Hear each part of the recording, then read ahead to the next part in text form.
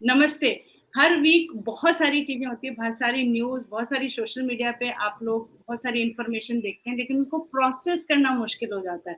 तो मैंने और रतन जी ने सोचा कि क्यों ना पूरे वीक का एक पूरा एक्सट्रैक्ट निकाल के हम आपके लिए लेके आएँ, ताकि आपको फोमो वाली फीलिंग भी नहीं आए कि कुछ छूट गया है और रतन जी की एक्सपर्ट जो है कमेंट आपको उस पर्टिकुलर सब्जेक्ट पे मिल जाएँगे। तो रतन जी आज के एपिसोड की शुरुआत करें हम लोग? नमस्ते दीवा जी। नमस्ते जी, नमस्ते। तो ये चलो वीक करते तो हैं, वैसे हाँ शुरू जी। करें अंताक्षरी लेके हरि का नाम। जी, बिल्कुल। हाँ, तो ये वीक वैसे बहुत स्पेशल रहा है क्योंकि 15 अगस्त के कारण सब तरफ एक अलग ही माहौल बना हुआ था। बिल्कुल। घर-घर तिरंगा लहराया, लाल किले पे तिरंगा लहराया और अब की बार तो अगर देखा जाए तो लाल चौक पे भी जनता ने स्वतंत्रता दिवस का ज़बरदस्त उत्सव मनाया। जबरदस्त। पर लाल किले पे इस बार विपक्ष नहीं आया। ये तो बड़ा स्पेशल पंगा है। क्या क्या लगता है आपको? क्यों मतलब ये तो कोई बीजेपी का फंक्शन था नहीं। जैसे बीजेपी की वैक्सीन लेने के लिए मना की थी, लेकिन ये स्वतंत्रता दिवस तो देश का वो है। तो क्या हुआ, आपको एक एक पिक्चर आई थी, दिल जले। तो दिल अच्छा, जले लोग हैं बेचारे, और इनको पता नहीं चलता कि मोदी से दुश्मनी यानी देश से दुश्मनी नहीं होती।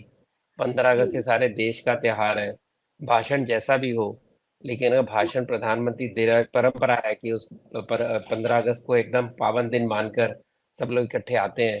लेकिन इतने जी। दिल जल चुके हैं कि इनका भी वो सुध-बुध नहीं रहे कि हम क्या कर रहे हैं। तो इसके कारण अपने मुंह पे खुद तमाचा मार रहे हैं, तो क्या कर सकते हैं। तो कहीं इनको ऐसा अपना तो नहीं गम, इनको वो अब इनको नवाज़ुद्दीन अपना सिद्दीकी गम। के हाँ, एक हाँ। डायलॉग है ना नवाज़ुद्दीन सिद्दीकी का कि कभी-कभी तो लगता है अपुन ही भगवान है। कहीं ऐसा तो नहीं है आईएनडीए नाम रखा आईएनडीए ये तो वो अपने आप को देश समझने लगे हैं कि अभी हम हाँ, नहीं नहीं, वो बीच जाएँगे में और डॉट्स है ना, वो डॉट्स बड़े सीक्रेटिव है। मुझे तो कांग्रेस का एक नेता कह रहा था प्राइवेटली कि असल में राहुल जी आदमी अच्छे हैं, लेकिन उनसे ये एक उनसे क्या बोलते हैं, उनसे ये सहन ही नहीं हो पा रहा कि कैसे मोदी जैसा एक आम आदमी 10 साल हुँ, से शासन कर रहा है और हमारी बारी नहीं आई। तो उसी चुभन में वो बड़े परेशान रहते हैं, वरना आदमी बुरे नहीं है। ओके, उनको पहले वो ये डिकोड कर ले कि कैसे एक आदमी 13 बार फेल हो सकता है लॉन्च होने में तो बाकी सारी चीज़ें फिर ही समझ आ जाएँगी। वो तो बट अभी विपक्ष जो राजा होते हैं, कभी इनको लगता ही नहीं ना कि हमने कपड़े नहीं पहने। दिक्कत तो यही है। जी, ये जी। बोले कौन, किसी की हिम्मत है नहीं बोलने की।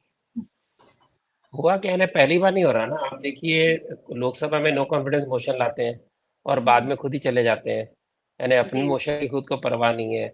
बाहर हाँ, जाते हैं, बोलते हैं देश में डेमोक्रेसी नहीं। यहाँ जब जीतते हैं तो डेमोक्रेसी होती है, जब हारते हैं तो ईवीएम खराब होता है। तो ये हाँ तो जी। मतलब बिल्कुल ही मानसिक तकलीफ से ग्रस्त है लोग, और यही इनके अगेंस्ट जाएगा। नहीं बट स्तर गिरता ही जा रहा है। अभी रणदीप सुरजेवाला ने जो रिसेंट एक कमेंट दिया कि भाजपा के जो वोटर्स हैं वो राक्षस हैं। अभी तक तो वो बीजेपी, मोदी, आईटी सेल तक ही थे। अभी तक तो वो वोटर्स तक भी आ गए हैं। तो ये बिल्कुल। मतलब ये वो चल क्या रहा है उनके दिमाग में? ऐसे धीरज, नहीं, मैंने कहा सब्र ना, तो बहुत बहुत फ्रस्ट्रेटेड है, बहुत फ्रस्ट्रेटेड है। अभी रणदीप सिंह को अपनी चिंता हो कि जहाँ से खड़े होते थे वहां से हार चुके हैं इलेक्शन, तो अब नई हुँ, नई जगह ढूंढ रहे हैं। तो ये इस प्रकार से बोल के नई जगह मिलेगी, या जो जगह बची खुची है वो भी खत्म हो जाएगा हरियाणा में, सोचना चाहिए ना।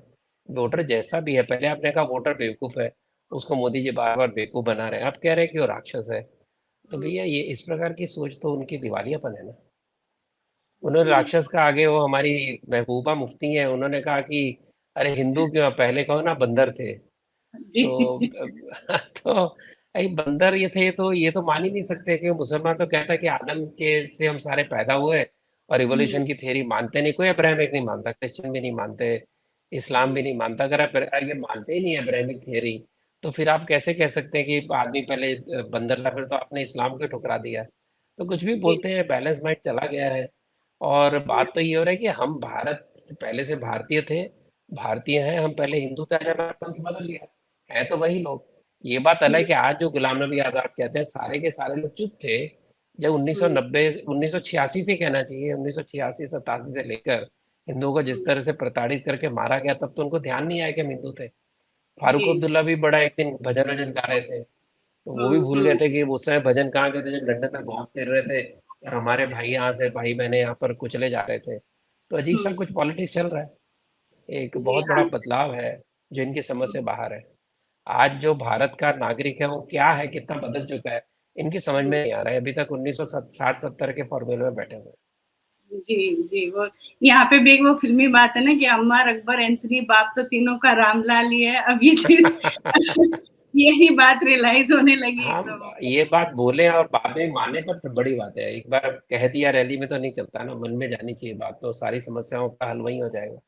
जी, बिल्कुल, बिल्कुल। तो अभी देश से मतलब राष्ट्र से महाराष्ट्र में आ जाते हैं क्योंकि यहाँ तो पूरा एकदम एकता कपूर के सीरियल वाली सी कहानी चल रही है मतलब जैसे उसमें कुछ-कुछ चीज़ें रिपीट होती रहती है, कुछ नया आते रहता है।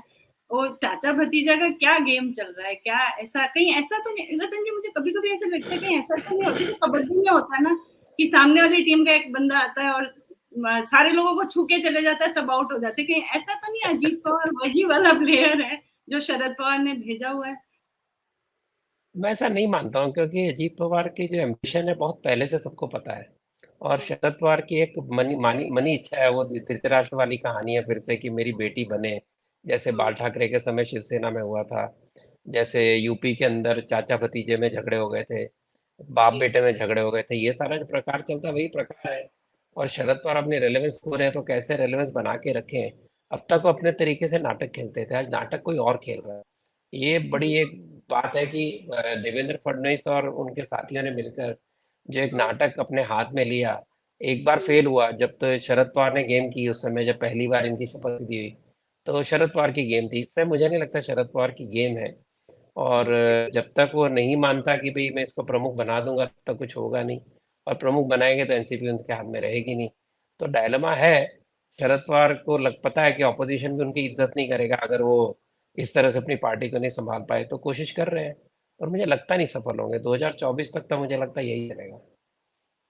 तो बट उसके ये बाद जो का हम कह नहीं बीच-बीच में सकते। तो कभी-कभी चाचा जी से मिलने जा रहे हैं, कभी तो हर बार यही बोलते हैं ना कि भई हम तो रिश्तेदार हैं, हम तो आपस में मिल ही सकते हैं, लेकिन हर बिल्कुल, 15 दिन में बिल्कुल। ऐसा कुछ होता ही है कि अभी मिलने जा रहे हैं, फिर बिल्कुल, मीडिया उठाता है, बट हो कुछ बिल्कुल। नहीं रहा है।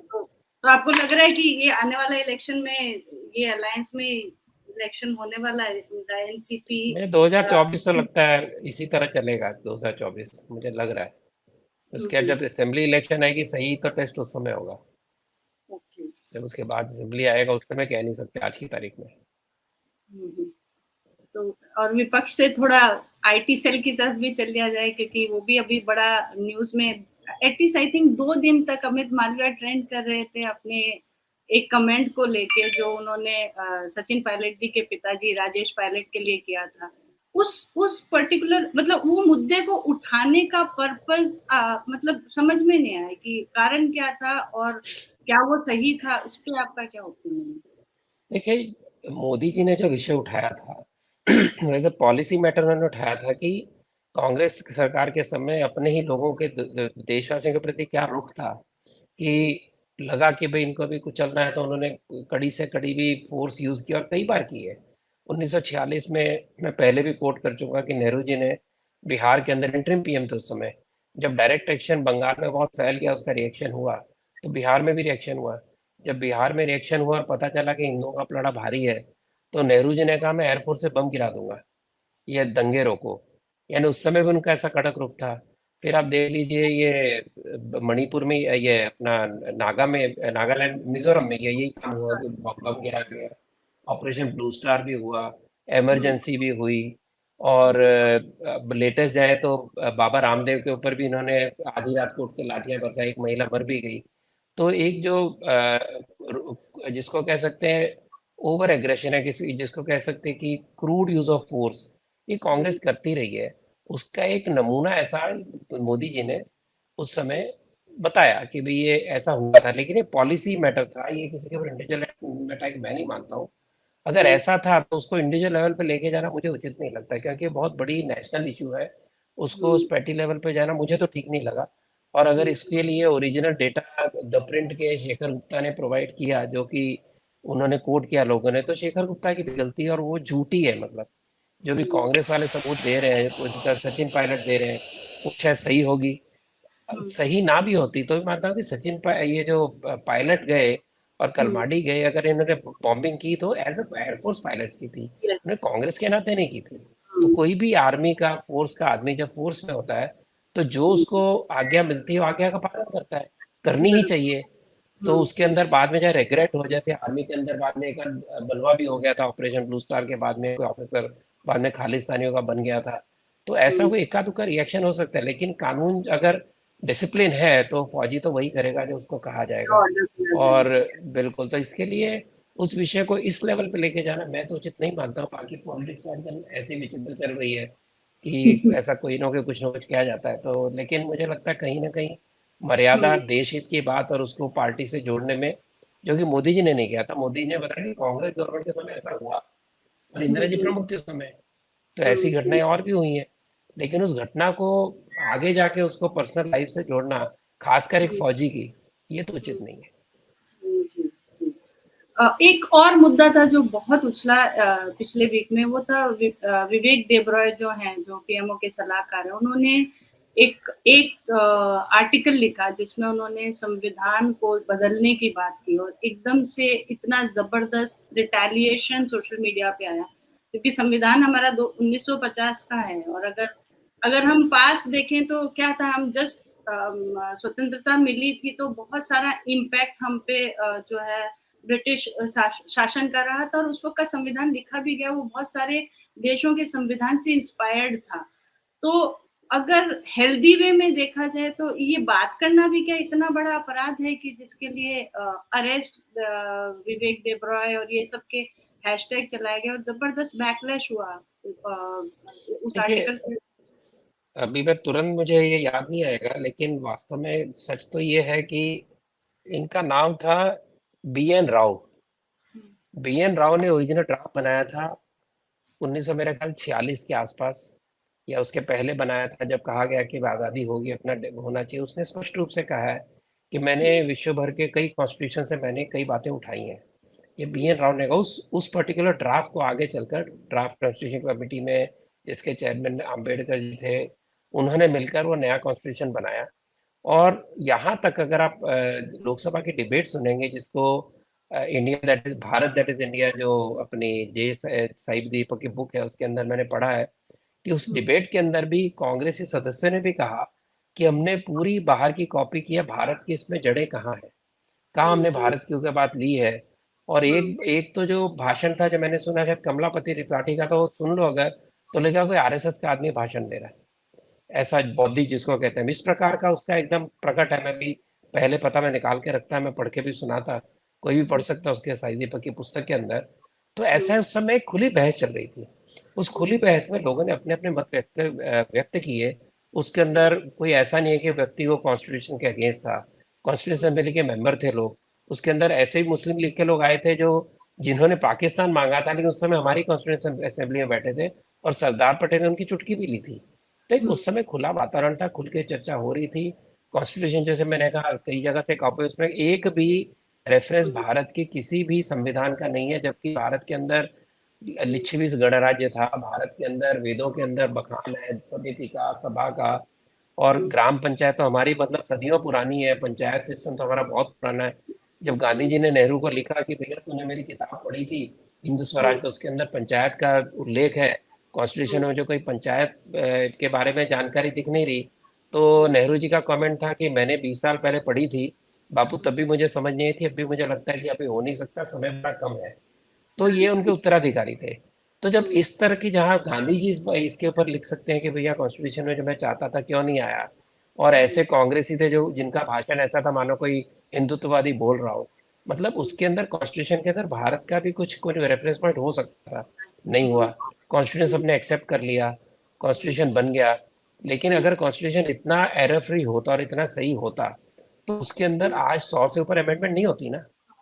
जी, इतनी जी। बड़ी बड़ी अमेंडमेंट हुई है जिसको बाद में जाके इन्होंने क्या मूलभूत स्ट्रक्चर की बातें कर रहे हैं। मूलभूत स्ट्रक्चर तो प्रियम्बल से शुरू होता है, प्रियम्बल के अंदर दो शब्द डाले गए, सोशलिज्म सेक्युलरिज्म, जो ओरिजिनल प्रियम्बल में नहीं था, मूलभूत नहीं था। जी। तो ऐसे बहुत सारे बदल हुए हैं। इसके लिए कॉन्स्टिट्यूशन जो है, बदलाव हो ही नहीं सकता। ये कोई बाइबल या कुरान तो है नहीं कि इसकी तरह कुछ बदल कर नहीं सकते। लोगों ने बनाया, लोगों ने बैठकर कॉन्स्टिट्यूशन बनाया, और कॉन्स्टिट्यूशन के अंदर 100 बार बदलाव किए। अब अगर कोई चर्चा कर रहा है तो चर्चा करने में तो हर्जा नहीं है। ऐसा तो है नहीं कि कॉन्स्टिट्यूशन को स्पिरिट मार के कोई अलग अलग ही कुछ आ जाएगा। लेकिन भारत के अंदर यहाँ का जो धर्म है, धर्म की व्याख्या यानी एक जस्ट सोसाइटी, ड्यूटीज की बात करते हैं। जैसे मोदी जी ने एक बार कहा था कि हमारे कॉन्स्टिट्यूशन में राइट्स तो बहुत है, ड्यूटी की बात कब हुई? 1976 के अंदर जब अमेंडमेंट हुआ तो इंदिरा जी ने पहली बार ड्यूटी की बात की, जो केवल एक कैसे थे ना कि ट्रिब्यूट था, भाई ड्यूटी की बात होनी चाहिए, उसका आगे कहीं यूज कुछ नहीं हुआ। स्कूल की किताबों में एक एक पेज आ गया स्कूल की किताबों में, जो उनकी शपथ आई कि मेरा कर्तव्य वगैरह। लेकिन वास्तविक जीवन के अंदर हमारा राष्ट्र के प्रति कोई कर्तव्य है, हमारा धर्म है राष्ट्र के प्रति, इसका उल्लेख नहीं है। हमारे भारत की धार्मिक मान्यता के अनुसार आपका धर्म, आपका जो ड्यूटी है, उसके बाद में आपको राइट्स मिलते हैं। चाहे वो मेरा धर्म ऐसे पति हो, एक मेरा धर्म है पिता हो, पुत्र का अपने पिता के प्रति हो, माँ के प्रति हो, समाज के प्रति हो, एक समाज ऋण की कल्पना हमारी है। अगर हम अपने धर्म को, ड्यूटी को मानते हैं, तो उसके बाद राइट्स अपने आप अपने होते हैं, जो कि उसको टेम्पर करते हैं हमारे ड्यूटी को। वो इसमें कंसेप्ट हमारे यहाँ था नहीं। अभी वो कंसेप्ट अगर आया है, वो ऐसी चीजों को हम क्यों नहीं इसको ऐसी चीजों को हम सम्मिलित कर सकते हैं। लेकिन कॉन्स्टिट्यूशन का कोई ढांचा बदलने की बात, कॉन्स्टिट्यूशन निकालने की तो बात नहीं है।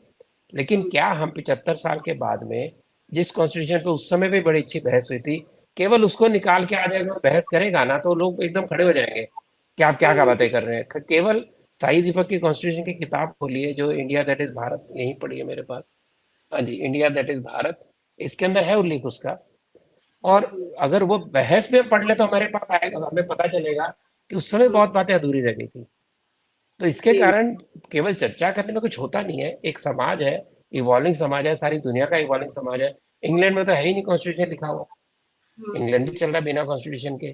इसलिए उसके ऊपर इतना विरोध, पहले ही ये तबके गर्म हो जाना गलत है। चर्चा है, लेकिन जब कभी बदल करने की बात आएगी तो ये तो बहुत बड़ी बात है, आसानी से थोड़ी होगा, हम भी जानते हैं। लेकिन कहीं न कहीं हमारी सभ्यता की छाप उसमें नहीं है। पेंटिंग नंदलाल बोस जी ने बना दी उसके अंदर सुंदर भारतीय जीवन की, भारत से परंपराओं की, लेकिन उसमें अगर कभी रेफरेंस पॉइंट नहीं है तो हमारी अपनी जो सभ्यता है, हमारी जो अपनी कल्चर है, उसकी अगर कहीं रिफ्लेक्शन दिखनी चाहिए, उससे कॉन्स्टिट्यूशन में कोई बुराई तो आ नहीं सकती, अच्छाई आएगी। अगर हम ये बताते हैं कि हमारी कर्तव्य भी है, हमारे केवल राइट्स नहीं है, कर्तव्य भी है। जिन जिन देशों ने केवल राइट्स की बात की, वो सारे देश इस समय बड़ी चिंतित है। चाहे यूरोप हो, चाहे अमेरिका हो, इसमें बड़ी कठिन परिस्थिति है कि एवरीबडी इज डिमांडिंग। और कभी एक बार कैनेडी क्या गया, don't ask what the country can do, tell what you can do for the country, बोल के बेचारा चला गया। उसके बाद तो कुछ रहा नहीं ना। तो मुझे लगता है कि हम ओवर रिएक्ट बहुत करने लग गए हैं, टॉक्सिसिटी आ गई है कि कोई भी डिस्कशन, कोई भी बात, उसको हम शांति से चर्चा करने को तैयार ही नहीं है। दो पोल बना दिए गए हैं, आप बीच में रह के बात नहीं कर सकते।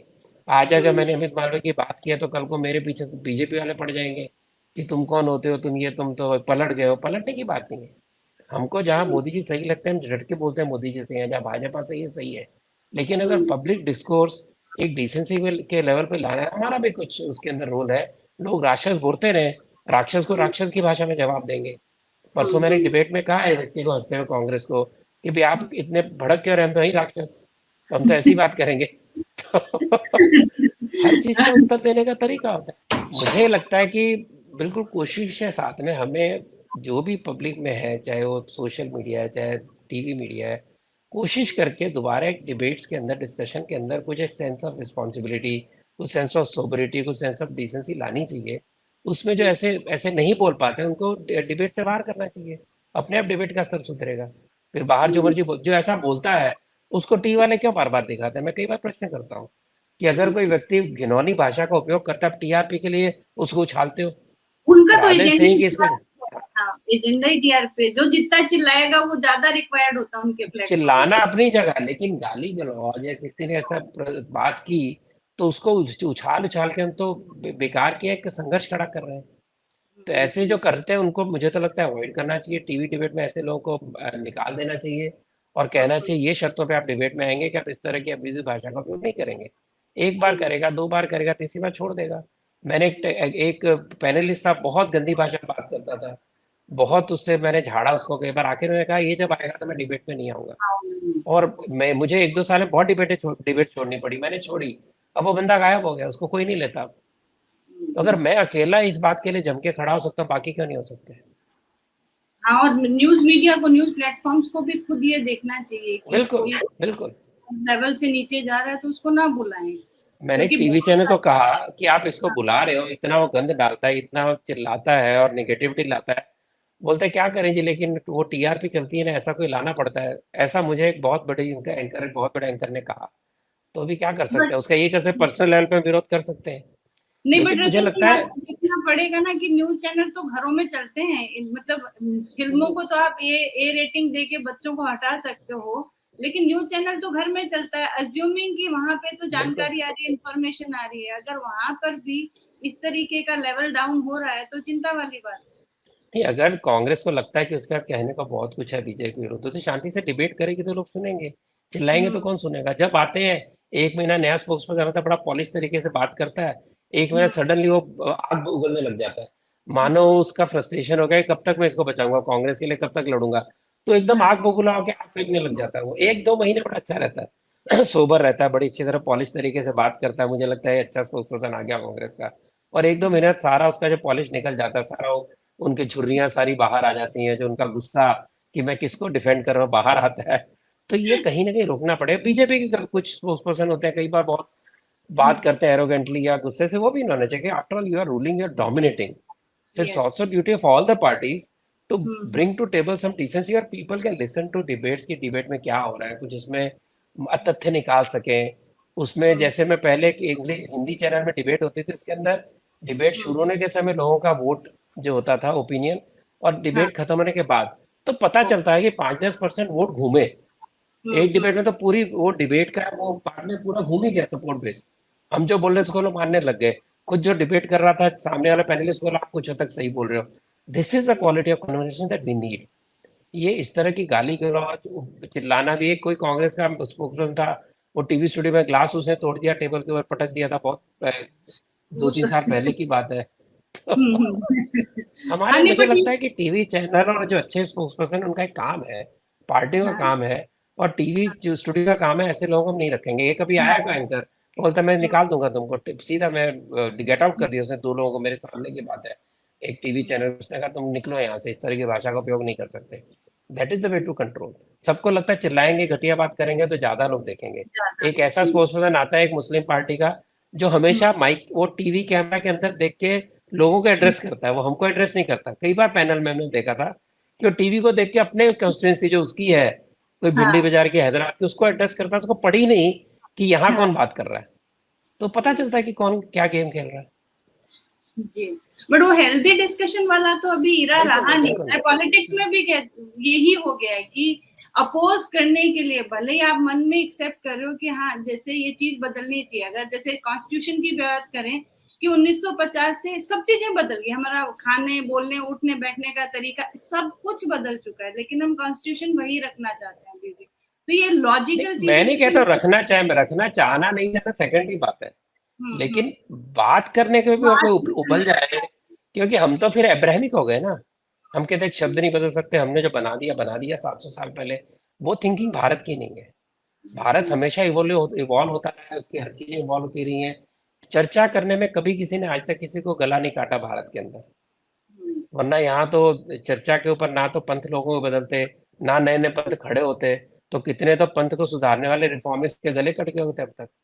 इतने जी। साधु संत जिन्होंने नए नए पंथ खड़े किए, भक्ति मूवमेंट चलाई, वो कोई ना बचता अगर हम उसी विचार से उस समय से चल रहे होते। हमारे यहाँ पे एक परंपराएं है, उसके ऊपर चलना चाहिए हमें। जी, जी। तो अब जब हम बात कंटेंट की कर ही रहे हैं तो चलते-चलते ओएमजी और गदर दोनों ने मतलब काफ़ी अपने-अपने लेवल पे दोनों ने काफ़ी गदर मचाई हुई है। ओएमजी ने बिल्कुल इस बिल्कुल। तरीके का सब्जेक्ट है वो, और गदर ने लिटरली बॉक्स ऑफिस पे हरियाली ला दी है वापस। बिल्कुल। बट जो ओएमजी 2 को लेके हम ही लोग आपस में बट गए हैं, उसके बारे में आपका क्या कहना है? क्योंकि एक ग्रुप कह रहा है कि नहीं, हमको जो अच्छी बातें हैं हिंदुत्व की बाहर लानी चाहिए।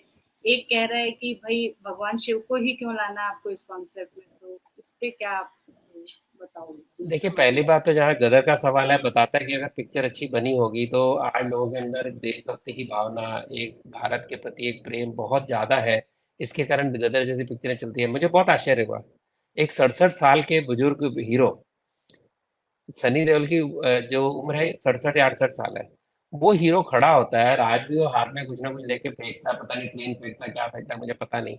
लेकिन उस व्यक्ति की पिक्चर आज भी चलती है, मतलब केवल उसके पीछे जो कंटेंट था उसके लिए देशभक्ति की बात थी, इसके कारण लोग देख रहे थे। जहाँ तक ओएमजी का बात है, अ, जैसे आपने भी कहा था कि उसमें शिव जी का उपयोग है, शिव जी को बाद में दूत कह दिया उसको, शिव जी का, वो लाके समझाना जरूरी था, या उसका प्रस्तुतिकरण ऐसा होता कि उसके अंदर जो भी रेफरेंसेस प्रोड्यूसर डायरेक्टर ओरिजिनली डाले थे, जिसके अंदर मैंने सुना उपनिषदों से और पुराणों से और वैसे कई लगा उन्होंने उल्लेख किया है जिसका उन्होंने रेफरेंस दिया था, या तो रेफरेंस के साथ आने देते हैं एज इट इज। और शायद कई बार क्या होता है कि छेड़खानी करने से पिक्चर की जो एसेंस है, उसका जो जिस तरह से वो कहना चाहता है डायरेक्टर, वो कह नहीं पाता, क्योंकि जो क्रुशियल सीन उड़ा दिए जाते हैं, किसी भी पिक्चर का हो सकता है। अभी प्रोड्यूसर के मन में ये बात आती है कि शायद ना करते मेरी पिक्चर ज्यादा अर्थ वाली थी, और लोग ये ना समझते कि मैंने शिव जी का उपयोग केवल सेक्स एजुकेशन के लिए किया। लेकिन कई जगह से बड़े अच्छे रिस्पॉन्स आए हैं। मतलब मैं ऐसे व्यक्ति को जानता फिल्म इंडस्ट्री का जो बहुत ही पारंपरिक है, जो गीता के अंदर बात करता है, वो सारी बातें करता है, उसने कहा मुझे पिक्चर कुछ खराब ही नहीं लगी। तो मुझे लगता है कि एक तरफ तो मैं ही मानता हूँ कि अगर आपने सही ढंग से रेफरेंस नहीं दिया तो भगवानों का उपयोग इस तरह से किए बिना पिक्चर बन सकती है। दूसरा मुझे लगता है कि हम भी ऐसे ऐसे दौर से गुजर रहे हैं जबकि हिंदू समाज जागृत हुआ है, हिंदू समाज को लगता है बहुत मजाक सह लिया हमने। मुझे ऐसा लगता है आज की तारीख में अगर पीके आती तो फेल होती। जी, जैसे पीके आई बिल्कुल। थी जिसके अंदर बहुत ही ज्यादा मजाक, भद्दा मजाक किया गया था, वो पिक्चर तब भी चली। लेकिन हुँ, आज हिंदुओं को लगता है कि हमारी जो आस्थाओं का बहुत जरूरत से ज्यादा एक विरोध हो रहा है, जरूरत से ज्यादा मजाक हो रहा है, अभी हम सहन नहीं करेंगे। उस सेंसिटिव दौर से हिंदू गुजर रहा है, इसलिए जरा भी कुछ ऐसा उल्लेख आता है तो उसको लगता है मेरे साथ क्या हो गया। तो एक जो बैलेंस था कि चलता था, कभी हम भी घरों के अंदर, मुझे याद है, भगवानों का मजाक उड़ाते हैं, रामचरितमानस का पाठ करते हैं, बाद में उसको चर्चा करते हैं, उसमें हम भी कुछ ऐसी बातें करते हैं। ये एक्सेप्टेड नॉर्म था, आज नहीं रहा। मुझे लगता है आने वाले 5-6 साल में जैसे जैसे हिंदू समाज और स्टेबलाइज होगा, उसको अपना जो अपने धर्म के प्रति आस्था है, जो विश्वास है और एक गर्व है, वो भावना जैसे जो उसकी मजबूत होगी और उसकी आस्था की स्थापना होगी वापिस समाज के अंदर, तो वापिस हम उस स्तर पे आएंगे कि जो हमारे हिंदू समाज की एक सोच है कि कभी क्रिटिसिज्म हो तो कोई बात नहीं, अच्छी बात भी करो, क्रिटिसिज्म के ऊपर भी व्याख्या करो, बात करो, अगर उसको ढंग से पेश किया गया है। लेकिन हमने आज तक हिंदू समाज को, हिंदू धर्म को हमेशा हीन भाव जगाने के हिसाब से पिक्चरों में दिखाया। इसके कारण आज जरा भी ऐसी बातचीत होती है तो हम एकदम भड़क जाते हैं। वो एक स्वाभाविक रिएक्शन है of what we have seen in last 70 years in Hindi cinema. कभी भी हिंदी सिनेमा का जो बदमाश आदमी होगा, साथ टीकेधारी होगा, चोटी वाला यस, होगा, बाबा जी, होगा, और वो या फ्रॉड। फिर वो हीरोइन को मंदिर में लाके रेप करेगा, वो ऐसे हुँ, ललचाई आंखों से हीरोइन को देखेगा, जो मौला मौला करेगा, बहुत होता इज्जत करेगा, वो अपनी हुँ, जान दे देगा, और किसी को जी, बचाने के लिए फादर होगा, बड़े प्यार से पालेगा, उसको बोलेगा तो हिंदू बनेगा ना मुसलमान बनेगा। ये एक जो हाँ, क्रिएट किया गया है कि हर रेपिस्ट, हर एकदम जो आंखें बाहर को गिरने को आती हैं ऐसे पंडित, और इस तरह की हुँ, धोती खुलने वाली बातें, सारा जो चल रहा था, वो चाहे हुँ, रोहित शेट्टी हो चाहे कोई और हो, हर तरह के डायरेक्टर ने इसका दुरुपयोग किया है। उसके कारण आज मन में बहुत रोष है। तो जो भी हुँ, प्रोड्यूसर डायरेक्टर पिक्चर बनाता है वो रोष को ध्यान में रख के बनाएगा, तो धीरे धीरे जो सेंस ऑफ हर्ट है वो मुझे लगता है कम होगा, क्योंकि हमारे अंदर इतना आत्मविश्वास है। हमने हुँ, हजारों साल से इतने इतने हमने अत्याचार से हैं, फिर भी हम जिंदा रहे। ठीक है हमारी संख्या कम हुई, ठीक है कम हमारी हुई। सभ्यता है, बहुत चोट लगी, लेकिन एक मन में एक आत्मविश्वास है कि हमारा दर्शन दुनिया में सबसे श्रेष्ठ है। वो फिर हुँ, आत्मविश्वास जागेगा। इस समय जो 70-75 साल जो फिल्मों के अंदर हुआ है, हिंदू समाज के साथ हिंदू की प्रेजेंटेशन हुई है, वो तो दूर होनी पड़ेगी, क्योंकि हुँ, हिंदू हमेशा शक की निगाह से देखेगा। तो OMG 2 मुझे लगता है कि शक की निगाह से देखने के कारण ज्यादा हुँ, नेगेटिव रिएक्शन हुआ है। बशर्ते आज से 5 साल और होती शायद हम OMG 1 के समय 2 आती तो भी हमें चल हुँ, जाती। हुँ, उस समय हम जी, डरे हुए थे कुछ कहेंगे तो लोग हमें कम्युनल कहेंगे।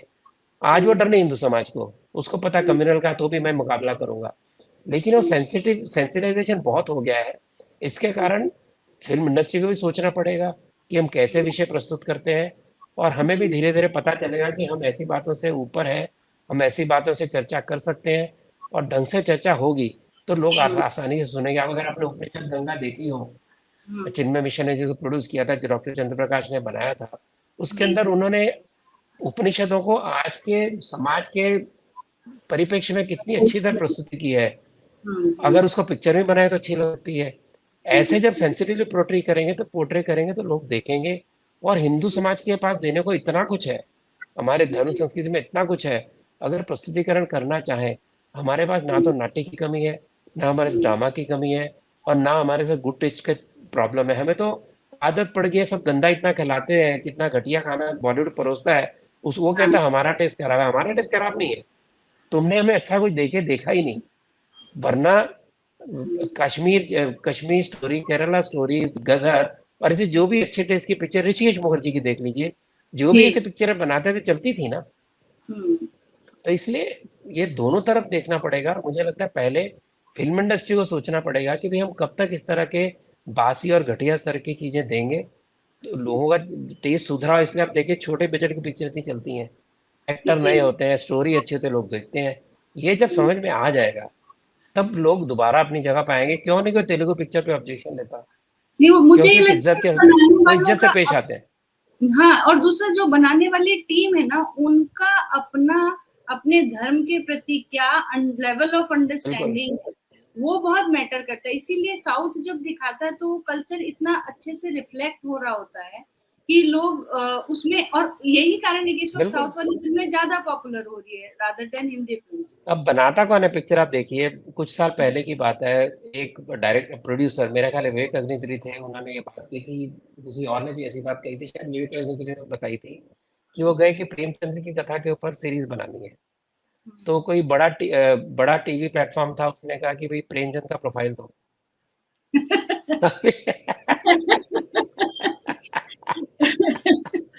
हाँ, जब तो ऐसे ये अंग्रेजी ज़्यादा लोग हिंदी प्रॉब्लम सीरियल यही है। चलाने के गेटकीपर होंगे, हाँ, यानी हाँ जी, गेटकीपर कौन है? जिसको हिंदी आती नहीं, आती हिंदी नहीं। की सेंसिटिविटी है नहीं। तो जी। कहीं रविंद्र टैगोर पे भी सीरीज चली है ना। लेकिन अगर वहां बैठा हुआ जो गेटकीपर है, उसको यही नहीं समझ ही पता नहीं। प्रेमचंद कौन है, तो फिर घटिया ही सीरीज बनेगी ना। जी, जी, जी। बट ये इस वक्त के एंटरटेनमेंट वर्ल्ड की यही रियलिटी है, वो ओटीटी प्लेटफॉर्म देखिए कि वो भारत की संस्कृति से पूरा ही कटे हुए हैं। एक मेट्रो लिखने में वो, वाले नहीं कटे हुए, नहीं हाँ, दीपा जी, लिखने वाले नहीं कटे हुए, ये वो कटे हुए हैं लिखा जो ही उनको पास नहीं, करते हैं। बट सर हाँ, डिसीजन मेकर्स तो वही है ना, जो जो बिल्कुल, जो समस्या वही वहीं पर है। गेटकीपर्स, वो गेटकीपर्स हैं, वो आगे एक नहीं और जाने लेखक बता रहे थे, अपने पोएट कौन है, कुमार, तो कुमार विश्वास। हाँ, वो पिछले 2-3 हफ्ते पहले के उनकी एक भाषण चल रहा था, एक सभा में मैं गया था। बोले किसी ने एक फ़िल्म का किसी ने आत्मकथा दी है, एक बड़े ईमानदार इंस्पेक्टर की, कहा इसके ऊपर सीरीज़ बनानी है, हमको इसके अंदर आप लिख के दो। उसने कहा मैं तो काम करता नहीं, कुमार विश्वास ने कहा। नहीं, बोले फिर भी तो आप करो, करो, करो। बोले मैंने बड़ी मेहनत से एक एपिसोड बनाया, चलो एक्सपेरिमेंट करते हैं। वो 1 महीने बाद वापस आया, बोला जी एपिसोड वो आपका वो एपिसोड तो पास हो गया, अब ये सीरियल बनेगी। उनकी एक रिक्वेस्ट है, मेरा ख्याल है नेटफ्लिक्स की बात ओपनली उन्होंने कही थी। उन्होंने हाँ। कहा देखिए इसके अंदर एक रेप का सीन डालिए, इसके अंदर गाली गलौज का सीन डालिए, इसके अंदर ऐसे, उन्होंने 4 ऐसी बड़ी बातें बताई। उन्होंने कहा हाँ, एक आध चीज तो जो थी वो चलो उसको और मैं वायलेंस डीप कर सकता डालिए, था, लेकिन ये मैं नहीं ब्लड। कर सकता था। तो मैं ये नहीं कर सकता था, मैंने कहा मैं नहीं करूंगा, मेरी जो मेहनत गई पानी में गई, लेकिन मैं नहीं करूंगा।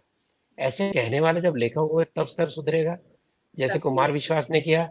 या जब ऐसे लोग बैठे जो बोलते हैं, बाकी ठीक है, आप कोई भी ओटीटी सीरियल उठा लीजिए, उसके अंदर 4 एलिमेंट होंगे वो।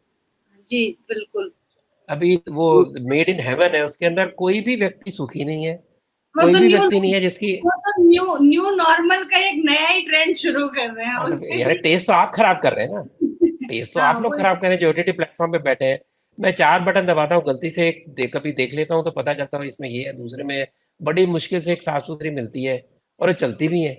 लेकिन एक माइंडसेट बन गया है, और ये अमेरिका में डिसीजन होता है, ऐसा ही पता चला। जी, अमेरिका में अगर भारतीय ओटीटी सीरियल्स का डिसीजन होगा, तो फिर ऐसी सीरियल ही बनेगी ना। यही बनेगा। ये समस्या है। तो वही है, तो अच्छा इंटरेक्शन, इसी के साथ हम ये वीक का इंटरेक्शन खत्म करते हैं। बाकी तो हमारे दर्शक हमको बता सकते हैं किसी स्पेसिफिक विषय पे, अगर रतन जी से हम कोई और इन्फॉर्मेशन आप हमारे द्वारा सुनना चाहते हैं तो हमको ज़रूर भेजिए। और बहुत-बहुत धन्यवाद रतन जी, अगले वीक फिर हम जुड़ेंगे बिल्कुल। और फिर बात करेंगे इन विषयों पे। नमस्ते। नमस्कार।